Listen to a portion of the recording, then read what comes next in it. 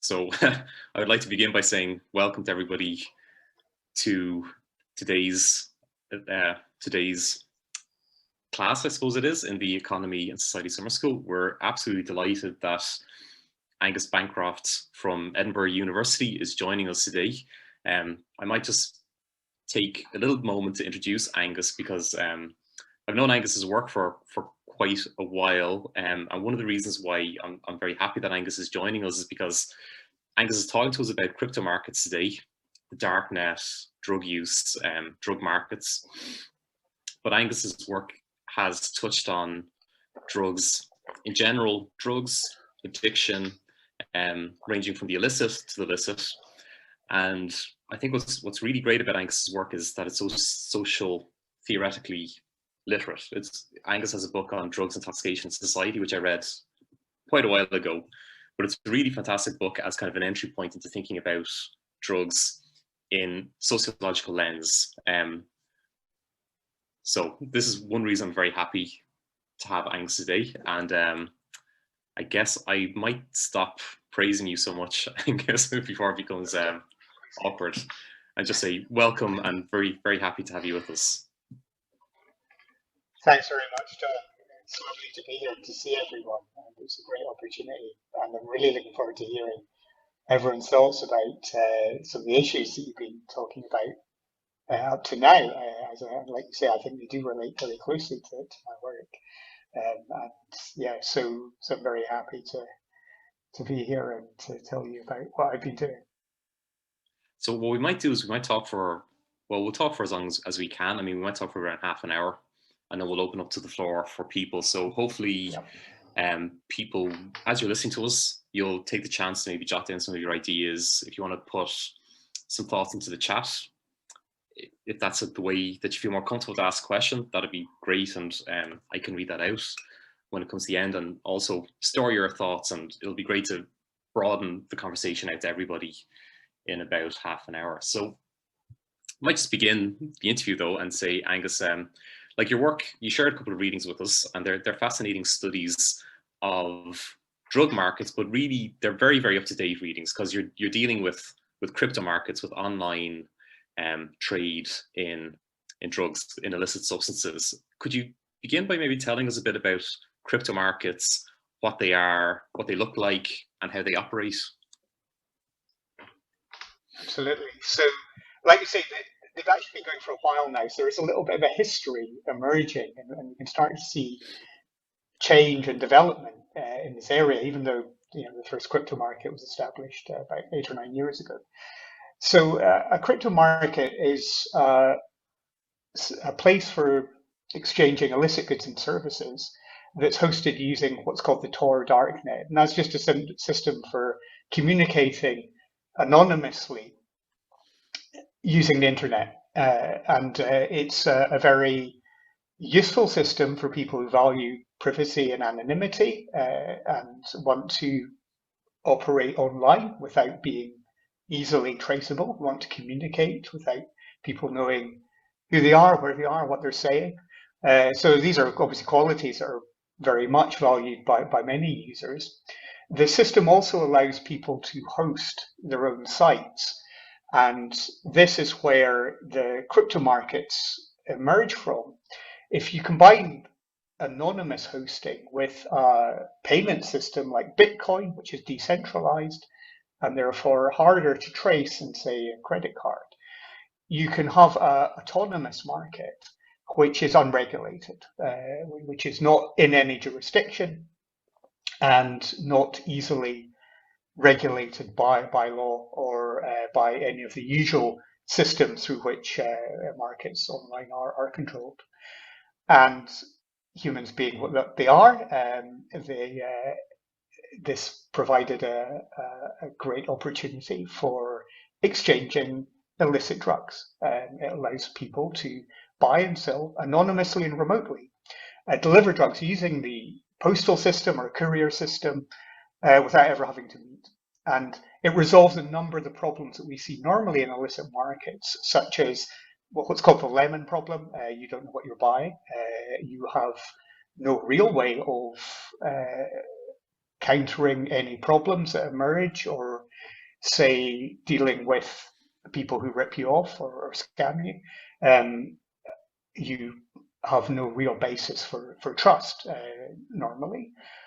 So these are markets really in a way they shouldn't work, but they do. And partly the way they work is because they've substituted some of these problems using administrative systems that allow payments to be escrowed and allow disputes to be resolved through the administrative system.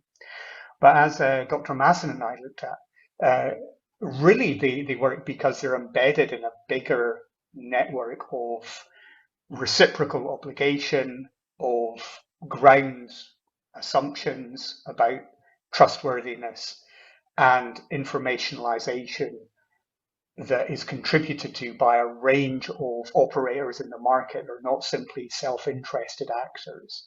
So what we see there is how the market becomes a tangible social entity, which is not simply a straightforward buy and sell eBay type operation.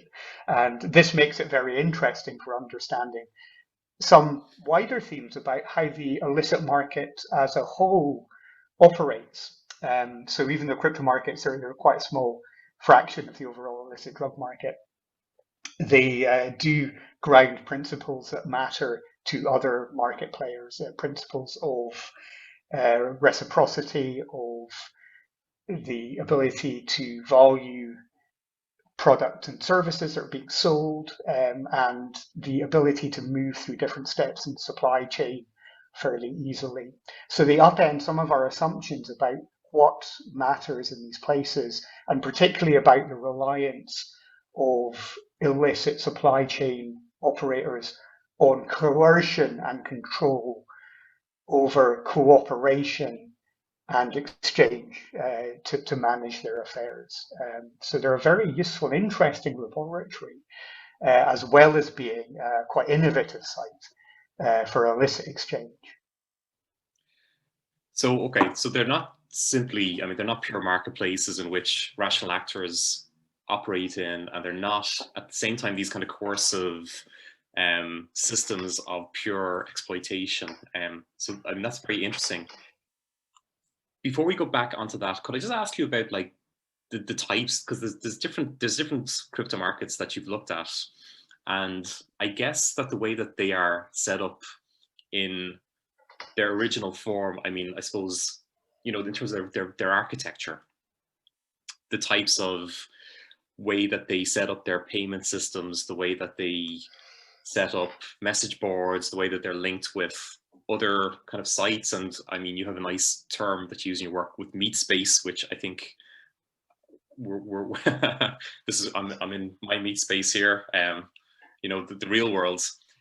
Can you talk a bit about like how that affects the type of crypto market and the type of behavior? So, I mean, just the architecture of the different sites.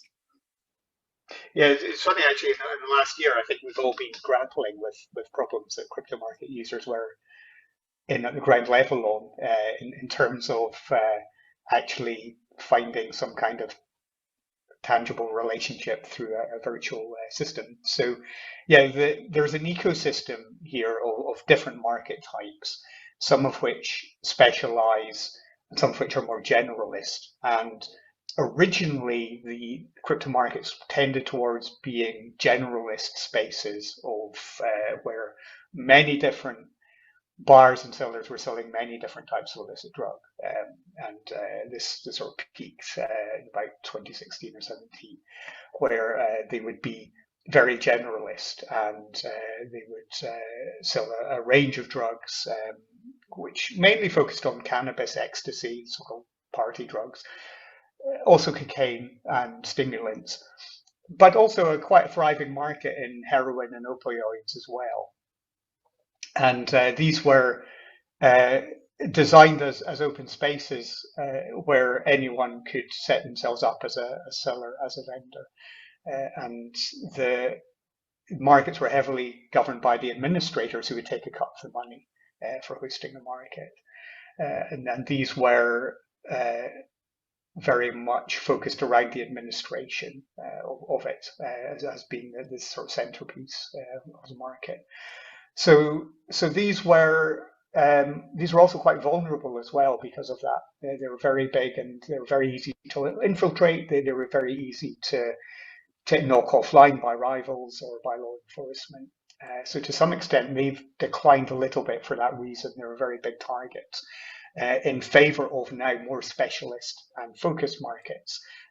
So sometimes will specialize around particular drugs like psychedelics.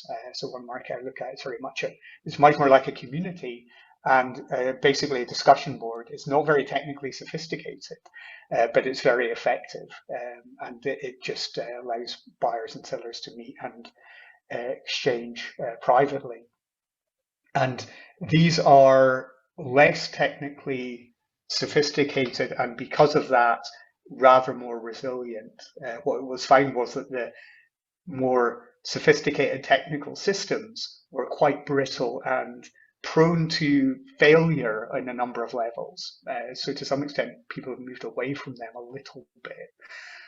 And again, away from these more open forum markets to ones that are a bit more closed, sometimes invitation only. So they're just a niche of the market. They'll say, okay, we're only having people who sell a particular amount, buy a particular amount, or people who maybe specialize in precursor chemicals or growth chemical medium for cannabis, for example. So they started to divide up different parts of the supply chain in that way. Yeah. So there's definitely a market ecosystem with different crypto markets serving different niches, and the big one-stop shop is somewhat less common now for those reasons. It's harder to know who is involved. It's harder to manage the participants and know what their motivations are when you've got a system like that. It's very interesting to think about, like, the market. I mean, this is like a political economy kind of idea, because you can think about the market as having their political expressions, and the way that you have kind of moving from centralization to fragmentation. I find that very interesting. Yeah. But I might ask you about the community aspect, because I mean, that's what you're leading on to here, that these crypto markets, you made this point just now, that the resilience is based on them operating as communities to an extent. And this is an interesting idea, because, you know, when you think about markets, you think about their strength on being based on, you know, law and contracts and technological sophistication. But some of these crypto markets you've looked at are, as you say, I mean, they're quite resilient, they're quite long running, and yet maybe they lack these features of markets that we would normally see as being central to their functioning. Yeah, that's right. And I think in my view, what it's showing is that actually some of those features that we do focus on in legal markets about law and regulation through law are perhaps not as important in those contexts either as we might assume. In fact, what we have are systems of regulation through normalization, through shared norms, through mutual predictability that are on a sort of one step lower than anything about sort of legal obligation. So contract law becomes less significant. And obviously, in the illicit market, you don't have any kind of way of enforcing contracts, other with maybe a sort of stick with a bit of nail in the end. If it's you know, so the what it's shown is that there's an assumption that contracts are substituted by violence in the face-to-face illicit market. But even that isn't really true. It's a very, very bad idea to invoke violence in any situation like this. That will get people into a lot of trouble and can lead to a spiral of retribution. So even in those cases, actually, mutual obligation and reciprocity are much more significant for the functioning of it. And I think Nora Centina, his work on global microstructures is very useful here. And she examined financial sort of markets and foreign exchange that were conducted through very simple, very basic communication systems, but that function through close understanding that was shared by participants about what you might call, in ethnomethodological terms, the grammar of the situation. And we can see that as well in as important to crypto markets. A shared cultural understanding of the market's purpose and function is more important in binding users into it than the threat of any kind of sanctioning. And of course, sanctions do exist. You can boot people off, you can ban them, and that does happen, and it's an important process. But it tends to be less significant in maintaining people as sort of good obligated players in the market than these other shared assumptions that bring them into it. Shared assumptions about, say, what makes a drug a good or a bad drug, and we find that very important in the more psychedelic market that we looked at. It was very important for the users to feel that they were in some sense morally accountable players here, that they had a purpose beyond simply obtaining high quality drugs. And the purpose was partly in demonstrating that this system could work, that it works as a kind of decriminalization process, and it showed that illicit exchange could happen without threats, without coercion, and that it could be a place of voluntaristic exchange, and where obligation went a little bit beyond just let's resolve this exchange in a way that's mutually beneficial to both parties, but rather people had obligations beyond that, obligations to engage in contributing information in the form of posting drug testing data or commenting on who they thought was trustworthy and who wasn't, and obligation and sometimes even in terms of doing altruistic things like engaging in altruistic supply of drugs to users who were in need, who were going through withdrawal, or simply because they wanted to spread the word and spread the psychedelic gospel for users of LSD. They felt they had an obligation there. So there are a range of motivations. I don't want to make it too, sounds maybe a bit too happy clappy just on that. Like there are people who are very clear saying, no, I'm here to make a lot of money and cash out as soon as I can. And there were people who were quite predatory as well. And to some extent, people who had purely sort of capitalist obligation were accommodated very well. But it wasn't just that, and I don't think those players would really be able to operate very well without the other wider patchwork of people who have these kinds of more generalized obligations to others within it. It's very interesting. I mean, one thing I think that's very interesting what you just said is the idea that these are ethical economies to an extent. I mean, your example about how participation and the kind of interaction is based to an extent on kind of on an ethical sense of oneself and an ethical formation, you know, that you're saying we are people who don't cross this threshold, and there's another kind of people, and you maintain your sense of goodness and coherence with other people through that. But can I take you back to this idea of reciprocity, which you were touching on there, and ask you if you could maybe like develop on that a little bit more? You know, you were talking about these acts of altruism in some cases, but also this could go all the way back to other types of, like, reciprocity isn't always generalized reciprocity, which is, you know, very altruistic, you know, all the way down to like negative reciprocity, which can be, you know, revenge and other nasty things. Could you maybe kind of explain to us a little bit more about how reciprocity plays out in crypto markets?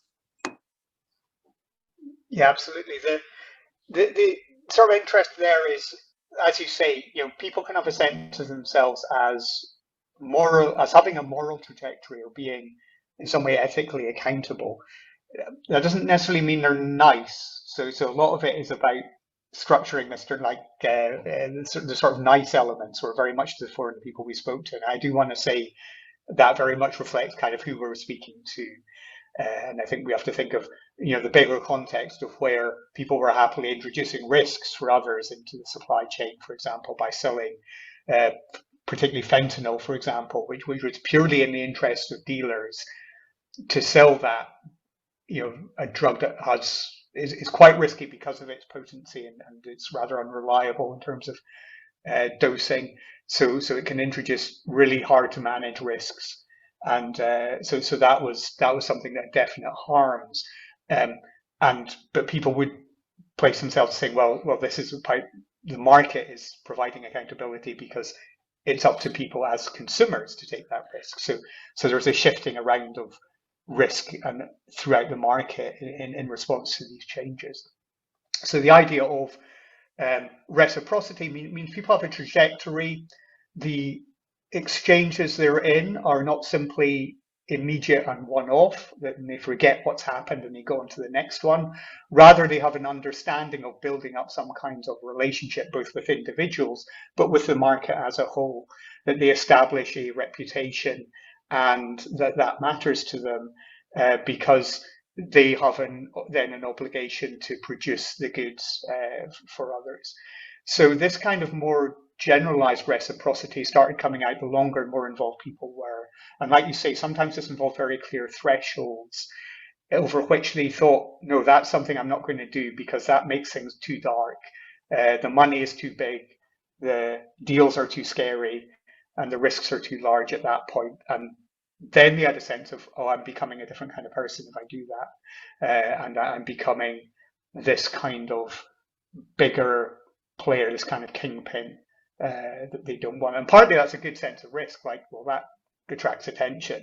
And that means you have bigger obligations to others, to maybe bigger drug producers, to cartels and so on.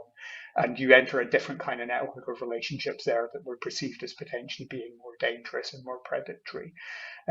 So people did have that. So sometimes there was kind of in sociological terms, a project of the self.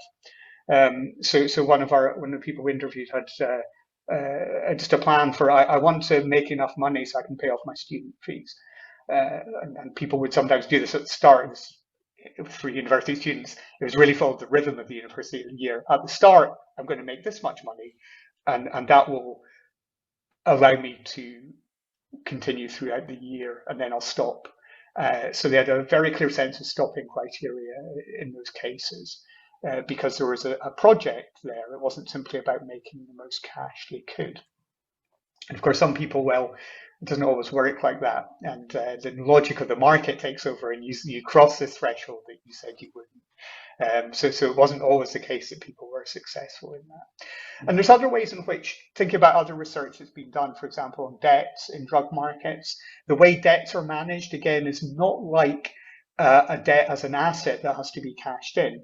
You might keep people in debt and forgive some of the debt because you want to keep them as clients. And again, we saw that as well. So again, there's a sense that market exchange is not just about the resolution of the financial monetary obligation by each party. Rather, it's about creating a continued relationship and creating some kind of reciprocal obligation between the two in that. And that can be very useful in terms of maintaining a reliable set of clients.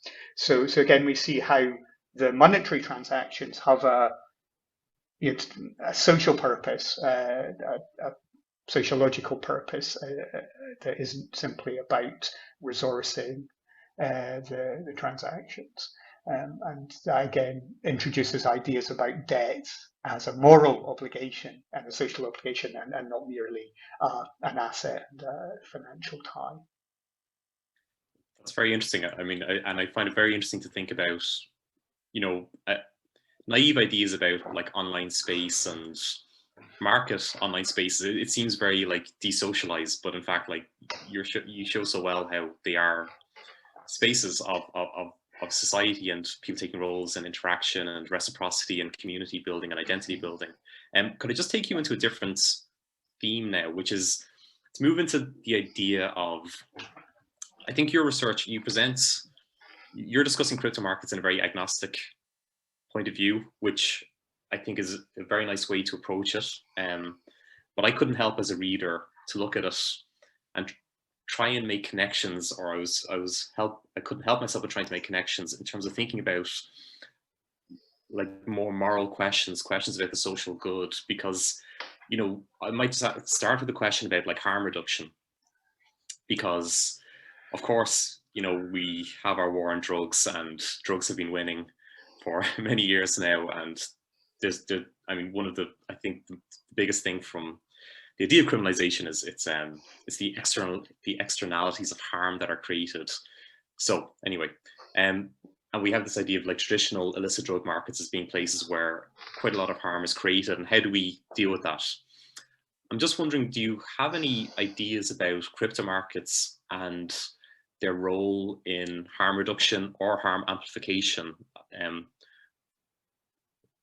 Yeah, absolutely. And this was very important to many of the people who were involved. They had a very strong sense that crypto markets had a harm reduction function. And sometimes people would be very explicit about that. So they would post information about the content of particular drugs being sold, for example, talk about, well, this is the kind of effect you can expect from it, and this is how you can mitigate some of the potential risks. So there'd be extensive discussions about harm reduction information around dosing, around side effects, around identifying potential long-term problems, about dealing with addiction, and about coping with, for example, with sort of immediate crises due to overdose.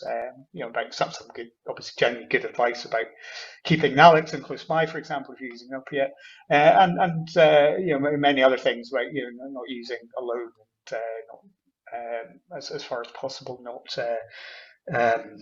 not using just continuously. So I think what was interesting to me, it's very, you can be quite beguiled by this, and think, oh well, this is like how you would want things to run, and to a lot of it is like that. But it's also the case that we have to think critically about how the market logics themselves can work against that. And that was something I noticed certainly among some segments of the market when we look at the kinds of consumption people are engaging in. So they can introduce new risk because they change, there's a logic changing the consumption pattern. So for instance, because the markets, like eBay, it's a seller's market. It's really the power of the seller is quite significant, and people who are selling can start to choose their clientele, and they can start to say, well, I'm only selling to people who are willing to buy above a certain amount, because it's not worth my time sending out little amounts, and it's just annoying. Like, a lot of them complained about, they had a lot of what were effectively HR problems, and like anyone running a business, it would start to be really a drag, saying, everyone's complaining, and I'm having to be this customer service person, and it's really irritating. And they, you want to be a big drug dealer, right? You wanted a fast car and a jacuzzi and so on, and now you're just dealing with customer complaints. So they would start to choose their clientele, and of course that creates a logic that, well, if you want to buy here, you have to buy a lot. And what some people were doing was buying a much higher amount than they would in a street market, and then thinking, oh well, it's okay, I'll keep that, and I'll use it throughout a longer period. But of course, there's a logic there as well. It's, well, okay, but just the fact that you have this means that, number one, you're not really engaging in regular transactions, which, even though it's illicit, it at least gets you involved in something. You're more isolated now than you were.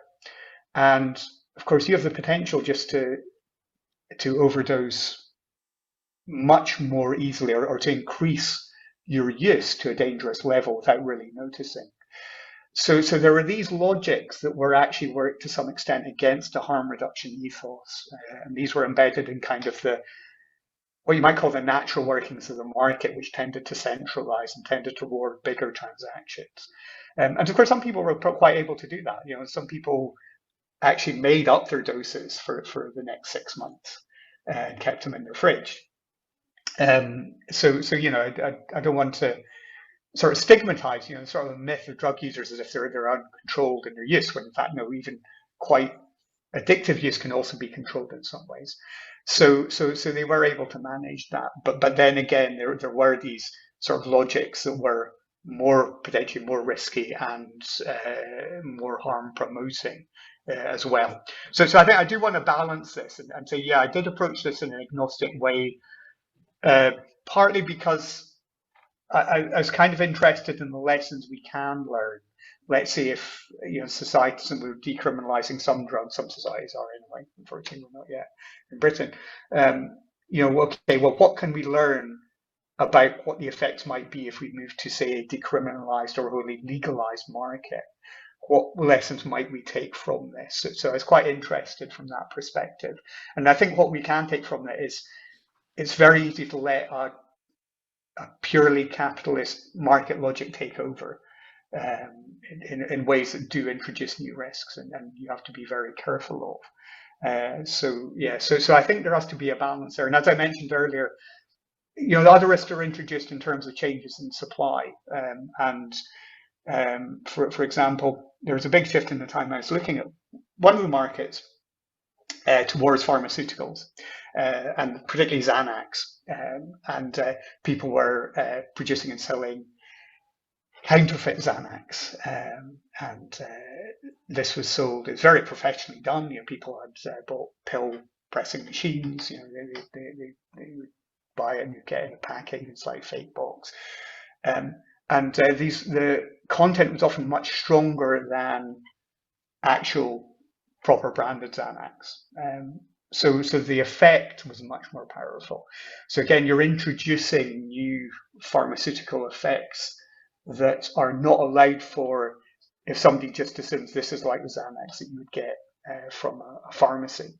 So again, what we have here are definite changes in the supply chain that are having real effects downstream, and sometimes changing the relationships people have with the drugs they're using. So I did again want to balance that and say, well, there are some positives and there are risks as well. And I wanted to be agnostic partly because that was the people I spoke to. Their view was that they were, this was important to them. So I did want to reflect that as well, what I was doing. And I had another question. I mean, the harm reduction was one question related to that point, and the other one was about. I got the impression that, particularly with the, with the psychoforum market, which was dealing exclusively in psychedelics, that people were approaching the drug market and with this, market transaction with quite a lot of selfhood, and it was a place in which it was a place where people were coming at it with kind of quite a philosophical mindset, where they're developing themselves as ethical beings through their engagement in exchange. And I couldn't help I'm more interested in alcohol than illicit drugs, but I couldn't help thinking about the alcohol market, where you think about consumers as being it's like the relation of an individual versus the culture industry, in kind of Frankfurt School terms, because it's like oligopoly. Pardon, this is a very hard word to say. Oligopolistic capitalist enterprises with hugely sophisticated marketing things that are, constructing the self of people, and then this kind of more decentralized kind of type of a market. It seemed that, I might be being very naive here, but that people were approaching the exchanges in a more kind of philosophical way with more selfhood. That might be naive, but I thought I would just throw it out to you. Yeah, that's right. This comes back to the kind of bigger sense in which the markets are a moral space. So for that market, like you say, focused on selling a limited range of psychedelics, and for a purpose that was about what the psychedelics could bring to the self of the user and to society. So there's a kind of moral mission that was in the background of what everybody was saying. And they very strongly distinguished the good from the bad in terms of both what the drugs were and how they were being used for. So there's an awareness that, well, people use psychedelics for all sorts of reasons, but it was only really acceptable if it was being used for self-exploration in a very much a kind of spiritual, almost tending towards a spiritual sense or an ontological sense, and that was acceptable and more on their eyes. So they distinguish people who are using for that reason from people who are using for other reasons. You can use psychedelics in all sorts of ways. So people are using it in a more pleasure-focused or recreational sense, almost a little bit like alcohol, were seen as illegitimate users in that sense. So they made a clear moral boundary there, which is kind of an interesting one, again, with the distinction they're making between recreational use and spiritual or self-constructing use, whatever term we want to use here, which they saw as quite different. So they were moving away from the idea of the market as pleasure focused. And I thought that was interesting because, again, they often would reference like the way in which alcohol has been commodified, and alcohol consumption space is focused around rapid consumption and around this very, somewhat plastic sense of the self, of course, through which itself is mediated through the images the alcohol industry creates. And then they were also kind of saying that as well about some parts of the illicit drug industry too, as well, saying this isn't just about getting completely off your face, and it's actually about directed use, so self-directed use, where you are using this for self-exploration, for understanding the relationship between the self and the world, for exploring sort of ontological boundaries of the self, and that was a very clear distinction there for them. So they made this distinction there about forms in which the drug was being used, but also in terms of what they were prepared to sell to. It was really important as well to look at the materiality of the drug. So there's a long debate in this community about whether you should sell ketamine, and it was kind of interesting because it invoked a lot of the discussions that we have in sociology and indeed in pharmacology about how you actually classify what these drugs are. So there's a long discussion, a very informed one, about whether ketamine was a psychedelic. And ketamine's an interesting drug because it has some psychedelic properties, but it isn't exactly a classic psychedelic. It's dissociative. It's used in rave scenes, so it's kind of used in this more sort of recreational way. There are discussions, they invoked lots of scientific papers talking about the risks of addiction, the risks of very negative and uncontrollable side effects. And lots of people were pushing to sell it, and lots of people were pushing against that. And the end is that they came down, no, we're not selling that. It's a bad drug. So that's kind of interesting because that's when it became explicit that there was this boundary around both what the drug is being used for and actually what the drug is as an actual physical substance. And I thought that was very intriguing, partly because of the kind of research they were invoking and the kind of same discussions that we have that have across all kinds of regulation and about how do you classify these substances and what's the basis in which we classify them. And the answer is it's always a combination of culture, history, and politics, and sometimes it's very little to do with the actual pharmacology and the actual the actual objective assessment of the risks that each drug represents. And certainly I don't know about Ireland, but the British classification system is not exactly a model of objective, cold-eyed assessment of the risks of different substances at all. It's more a series of aggregated moral panics. And that's a great pity. I think we could probably do with more discussions like the one we had. Angus, I would like to be very selfish and not a member of a community and keep asking questions, but I better stop and let people. So I do have other questions I'd love to ask you, but I might kind of save them in the back of my mind because I know people want to jump in and have the opportunity to begin this conversation. So to widen the conversation. So I'll just I'll just change to being the chair now. And as I said, I'll let Ray, I think, begin asking questions, and then I'll jump into questions in the chats. And then if other people want to put up their hands in the meantime, I'll come around to you. So Angus, thank you very much. That was fascinating. And here's Ray. Thanks a mil, Angus. That was a really, really interesting paper, and I really enjoyed reading your work. I kind of wanted to pick up on one thing that I think is embedded in it, and you certainly mentioned it when you referenced Nora Katina, which is that this work has something to say about markets and the sociology of markets and what we think markets are and how they behave.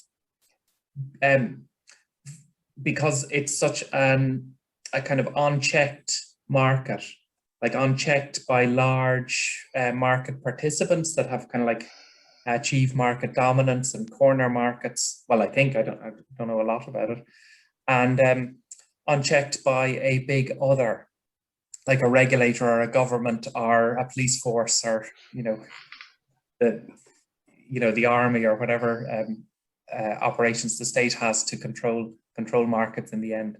So earlier in E&S, we had a really interesting paper from Stefan Schwarzkopf on markets. And he kind of hinted at that there was kind of two broad visions of markets. One, that they're kind of like a left vision of a market, which is that they're social constructions. There are things we make through sociability, and they can be rigged games, and so can be re-rigged and can be changed and regulated and shaped in ways. And the other kind of more controversial vision of a market, which is that they're kind of like a natural organization. And Harvey Cox, for example, talks about markets being God, that they're much larger than individuals or collections of individuals. I wonder, given the peculiar market you're looking at, would you have a view on that, or would you wade into that issue? Absolutely, thanks, Ray. There was definitely that division actually, when sometimes in the discussions in the crypto markets, people would actually invoke these ideas. So there are people who were much more towards that libertarian idea that markets are just a natural outcome of human exchange, and as long as you take away illegitimate controls, this is what you will have. And that was to the fore in a lot of, particularly the more sort of economically driven participants would sort of invoke those principles. And then there were other people who had that more sort of institutionalist idea. Well, the markets are constructed, and they're constructed about the choices we make, and going from the kind of micro design of the system through which exchanges happen to the bigger factors about, for example, how we resolve debt, how we value, how we make value, and so on. And I'm very much towards that end of things as well. So I think it's important, as Beckert and Vehinger, Beckert and Dewey talked about, your markets are institutions. So markets exist to resolve certain problems about coordination and valuation, but the decisions that are taken that lead to those are human. They're culturally informed and culturally located, and even an idea of a participant as purely self-interested isn't self a construct. There's nothing actually natural about that in this sort of ground truth sense. So I am quite irked when markets are invoked in that way as being just an inevitable outcome of whatever human life. I think the quality of exchange is really important, I think, in human life. But that exchange can be conducted in all sorts of ways. It doesn't necessarily have to have primarily a monetary mediation. And even then, monetary mediation may not mean what everyone thinks it is. So there's an assumption there that money, the cash nexus, depersonalizes and takes everything else out of it. And as we see, that's not at all true. And then even a very predatory, kind of very detached and atomized approach to exchange is itself a product. People who have that approach to their interactions are produced by others. They're produced by the generalization of a capitalist ethos to society. They're produced by the promotion of self-interest as the primary metric through which we judge human action, and that in itself is a culture, historical culture and social construct. So not surprising a sociologist would say all this, right? Is it? That's something that I think is important, and it's interesting when we look at these markets, we can actually see those debates happen, and we can see how decisions that are taken about the design of markets have effects on how people participate. So I just want to expand on that a little bit, if I may, and say that I think this is important for the way in which these markets do that and actually do validate a certain kind of self-directed understanding of the self, and to some sense that can be valuable, and it was interesting to see people who were self-identifying as addicted and who definitely were heavily dependent users going by their description of their use, and yet could also employ very self-directed approaches to what they were using and when, that to some extent went beyond this distinction that is produced in a legitimate market between people who are recreational users and they're okay, we don't need to worry about them, and then a minority of people who are addicted, and oh well, that's kind of their own fault. And you know, going back to what you said, John, about alcohol, of course the alcohol industry invests a lot in making that distinction because it's really important for them to avoid further regulation. So we can see how these are political decisions that are fed by sort of bigger culturally, bigger self-interested players. Yeah. So I was kind of interested by that, because obviously I'm very much towards that sort of probably more left understanding of what market is, but also interested in how the micro decisions people are making, the everyday interactions, do add up to a sort of bigger reshaping of their sense of themselves, and how they actually can make use of these more libertarian orientations to establish a sense of themselves as effective people operating in the world, and that can be very useful for them psychologically as well, in terms of, say, moving away from ideas of addiction meaning a certain set of things, like addiction meaning failure, for example. And I think that was quite interesting to see how people could use this almost in a therapeutic way, or a way to establish themselves as valid selves almost. So it's kind of interesting to see that working at that level. Yeah. So I'm just Tom has a question, but I'm gonna wait for 2 seconds because Kenny came in very early in the chat, in the talk, and I'll just pass on that question to you now, Angus. Kenny would like to ask, how do systems of reputation work for sellers? Are there systems of ratings for sellers, or how do buyers know who they are buying from, and thus the quality of what they are buying? So yeah, great, thanks Kenny, good question there.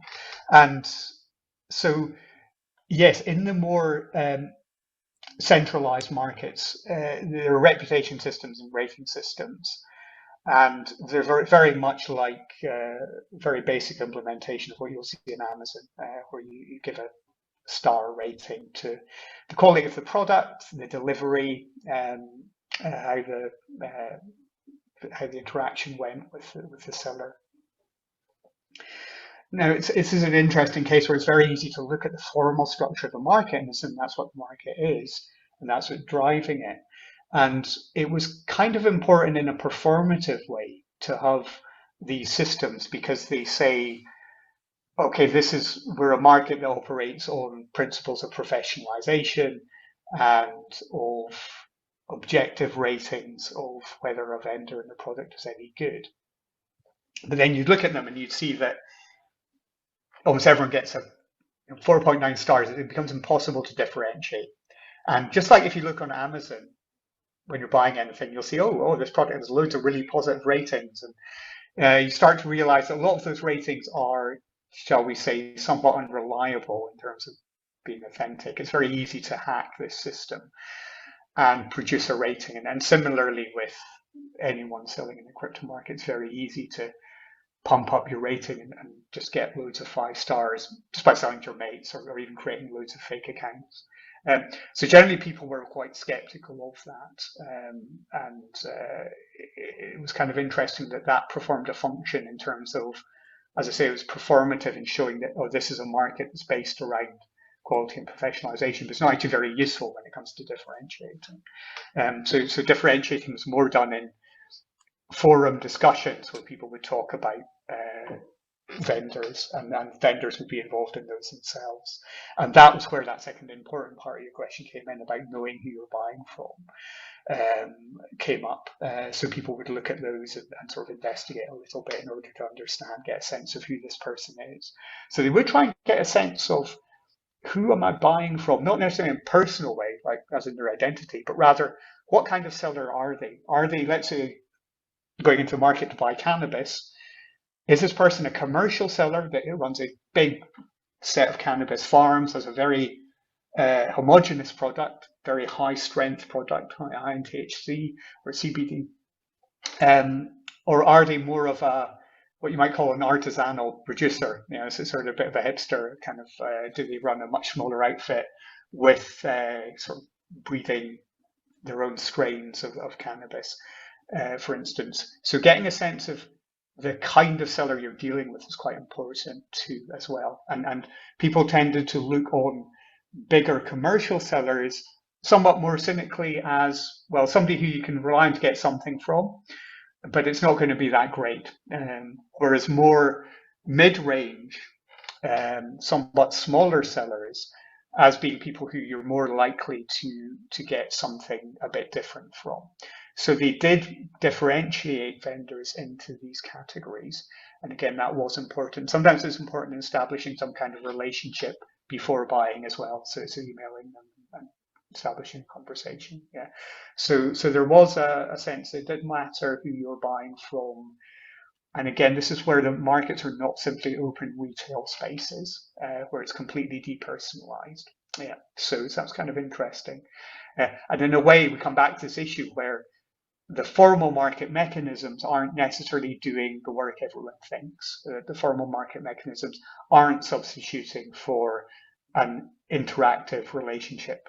They're not actually doing that in the way they might do it to eBay or Amazon. In fact, you still need that relationship in order to have a successful transaction. Thank you very much. Well, I'll say thank you on Kenny's behalf. Now I'll pass you on. Tom has a question. Yes, thanks, Angus, and thanks, John. That was really fascinating stuff.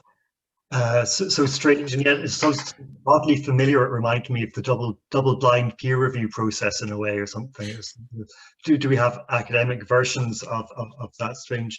But I mean, Margaret, I was kind of, I suppose, maybe it kind of joins together Ray's question and Kenny's question. But I mean, it's a digital market, so it's a market which involves a certain amount of the possibility of impersonalization. You can discount or hide markers of identity, or markers like gender and race easily enough. You can very easily, or age, or maybe language might be more difficult to account for. And there's sort of a sense that the digital market is very different because the digital world transforms ordinary norms and forms of organization. Could you speak a little bit about that? How these, I mean, Ray was talking about these market virtues that might persist, or maybe John, you know, despite the unregulated space. So I don't know. I'd just like to get your reflections on how the digital transforms this whole situation. Yeah, absolutely. What I was interested in was, as we looked a bit more closely at the way in which the markets worked with meat space, as we called it, the digital wasn't just one process of, like you say, of shifting things online, of depersonalizing or impersonalizing the relationships. In fact, the digital worked in different ways and evolved over the time we're looking at it. So initially what we had, was this very the sense of, you can be who you are. You can be anyone you want in this space, and you can set yourself up as a drug vendor, and you can all that's valued is your ability to service your market effectively. And then over time, what we started to see as the market became more differentiated, different kinds of identities emerged and mattered more. So for example, rather than selling through the postal system, what you would actually do is arrange a transaction on using the market to validate it, but then meet in person or drop the drugs at a pre-arranged drop site, for instance. So it became much more entangled with meat space over time. So we start to see this moving away from a purely digital to a hybrid of digital and meat space as being important. So people would start to move off the main market, for example, and create secondary relationships that were conducted through this system, but involved sometimes meeting in person, or involved something a little bit more one-to-one. So what we saw was people started to use the digital in different ways. And to some extent, I think it's interesting what you said about the continuation as well. I wasn't really able to verify this, but my sense is that the existence of the crypto market started to have an effect on the street market too. In that partly sometimes street dealers would buy from the crypto markets and then sell. And sometimes they're an extra element of competition, that you could buy a bigger range of different drugs and more reliable quality online. So street dealers sort of started to see this as a competition for them, and started to change their pricing or in response to it. So again, this sort of ethos did start to bleed into the offline, which was kind of interesting to me. So when I looked at what people were doing as well, they would also combine buying. They weren't purely crypto market users. They would buy from the crypto markets and from the street market too. Sometimes because the street market was just very much more convenient and rapid. So they started to develop these sort of hybrid identities as who they were, as partly on and offline. So again, that was kind of intriguing to me. I think there's probably a lot more to be said there about that in relation to the kind of digital societies and digital economies that are developed with that. So I thought that was kind of intriguing, and I think as the crypto markets have evolved and as other systems of dealing online have evolved, we see much more hybridization of the digital and meat space, and we start to see the materiality matter a lot more as well. So again, we have this idea, as I'm sure you know, this myth of the digital as without space, as unplaced, whereas actually it starts to matter a lot more where you are, what country you're in terms of who you can sell to, and it matters a lot as to whether you're controlling the hosting infrastructure that you're using or whether you're renting it from somebody. Matters where the power lies. So we see again the sense that the digital has its effect of redistributing some kinds of power and control and reaffirming others. And I think what you mentioned as well, in theory, you don't know who people are, and yet in theory, the space should be very open to all, but actually it's very male. It's people who use it, they tend to be Western based, say in Australia, North America, Europe. It tends to be people who are digitally savvy, of course. So it tends to reward probably a more established, slightly privileged echelon of the community, simply because it's more friendly to the kind of skills and aptitudes that they have, which is interesting, sort of counterintuitive a little. Jennifer Fleetwood and colleagues, Judith Aldrich and others, have done a really interesting article on gender in these places. It's well worth a look. And again, we have a sense of, well, although everyone could be anything, they're not. It's still rather rather masculine, despite potentially having much more opportunities for people to, particularly women, to be involved in new ways. It doesn't really do that. So that's kind of that's kind of interesting to see that. So the digital doesn't flatten everything, of course, as we know. So yeah, came quite strongly. Next on. Well, I guess this leads us to 11:01, and I really wanted to have my selfish question, but I won't get a chance. So hopefully I can ask at another event at some point. But just want to, before I finish, say that the summer school, the Economy and Society Summer School, it rolls on, and there's 2 more sessions, I believe. And next week, Kieran Keohane is giving a talk Thursday the 6th of May, 10 to 11. So I hope people join us for that. And then the last week will be Damien O'Doherty, I think, the week after that. So people, please come along next week. I think it'll be very interesting. Kieran is always interesting. But primarily what I would like to say is, Angus, thank you so much for giving us your time. It was really, really fascinating. I think everyone, the comments are rolling in now. Everyone is saying thanks, and but they found it very interesting. So I'll just say on behalf of everybody, thank you so much for this interesting talk, and it's been great, and it's addressed the themes of the summer school so well. So thank you.